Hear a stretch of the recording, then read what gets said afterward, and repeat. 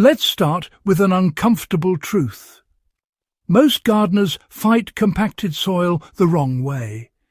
We dig, fork, till, and break our backs trying to loosen earth that feels like concrete, only to find it's just as bad a few months later. The reason? Tools don't heal soil, they disrupt it. Compaction isn't just about hardness, it's about lost structure and missing biology. And surprisingly, one of the simplest, cheapest solutions for restoring that structure doesn't involve metal or machinery at all. It's paper.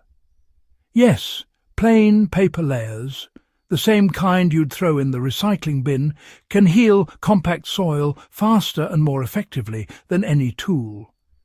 It sounds too simple, but when used correctly, this method transforms dead, airless soil into a living sponge that holds water and oxygen in perfect balance.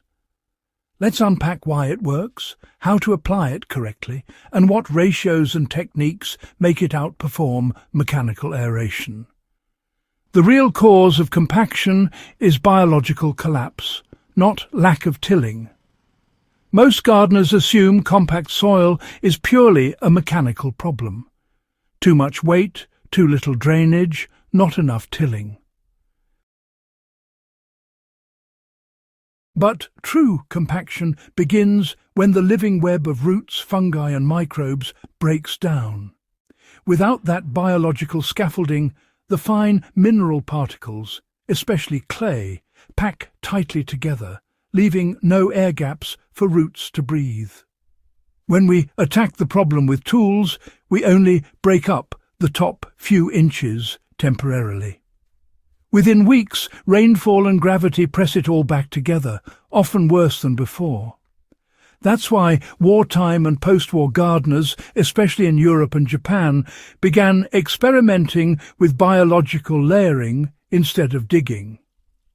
Among the simplest and most effective of these techniques was layering paper.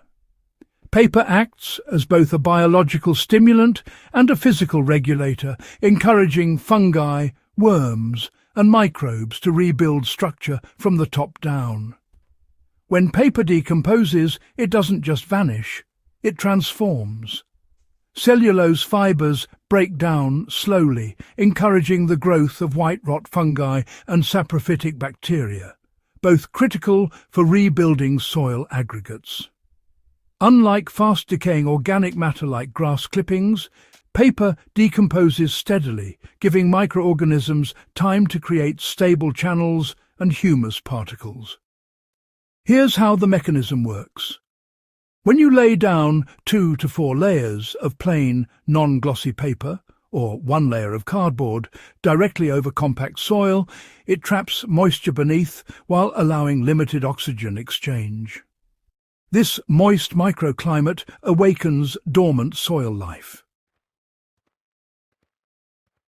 Worms move up to feed on the decaying cellulose, dragging bits of it deeper into the ground, creating tunnels that act as permanent aeration pathways. Over roughly 6 to 12 weeks, the paper layer softens and merges with the topsoil. The result is a biologically open soil, looser, darker, and aerated, not because you dug it, but because you invited soil organisms to rebuild it naturally. Paper alone won't do the job efficiently. It needs organic companions. To replicate the ideal decomposition speed found in productive soils, you should aim for a 2-to-1 ratio of organic material to paper by volume. That means for every 2 inches of organic matter, such as compost, shredded leaves, or grass clippings, add 1 inch of paper layer. This creates a perfect carbon-to-nitrogen balance, encouraging active fungal decomposition without robbing the soil of nitrogen. A simple application looks like this. First, water the compacted soil thoroughly to a depth of at least 6 inches. Then lay down 2 to 4 layers of paper, no glossy ink or tape. Next, add a 1-inch layer of semi-decomposed compost or manure on top. Finally, top that with 2 inches of mulch or shredded leaves to retain moisture. The total thickness, around 3 to 4 inches of cover, keeps conditions stable. Within a few weeks, the paper will darken, soften, and, well, begin merging into the topsoil, signalling that microbes and worms are doing the aeration for you. Mechanical tilling destroys what little structure compacted soil has left. Each pass fractures aggregates, the clumps that give soil its crumbly texture, and exposes microbes to sudden temperature and oxygen shifts. Paper layering, on the other hand, protects and rebuilds those aggregates. As decomposition proceeds, fungal hyphae, tiny root-like threads, bind mineral particles into stable crumbs. These create micropores for oxygen and water retention. Over time, your soil begins to behave more like forest earth. Spongy, balanced, and self-aerating. After 3 to 4 months of consistent moisture, you'll find that a fork easily slides into the ground where it once bounced off. That's not softness from disturbance, it's structure from life. Paper layering only works when moisture stays consistent. If the layers dry out, decomposition stops and worms retreat. The sweet spot is evenly moist, not soggy. To maintain this, water thoroughly once a week during dry periods, allowing moisture to reach below the paper layer. If you're in a hot climate, increase mulch thickness to about 3 inches to reduce evaporation. In wetter areas, use fewer paper layers, just 2 sheets instead of 4, to avoid oversaturation. It's important to note that glossy or heavily printed paper should never be used. Stick to plain brown cardboard, craft paper or uncoated newspaper, which decompose safely and predictably. The beauty of this method is that it builds momentum. Each time you add a new paper layer at the end of a growing season, it merges with previous layers, increasing humus and air pockets. After 2 to 3 cycles, the difference is dramatic. Earthworms become abundant, roots penetrate deeper, and rainwater infiltrates instead of pooling.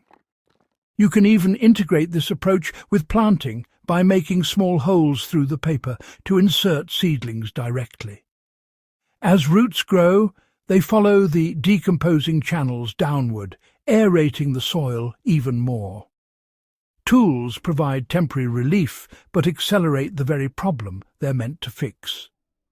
The paper method, however, builds living structure. Every fibre that decomposes contributes to the microbial web that holds soil together. Every worm that feeds on it leaves behind tunnels and castings, and every layer adds another cushion against compaction.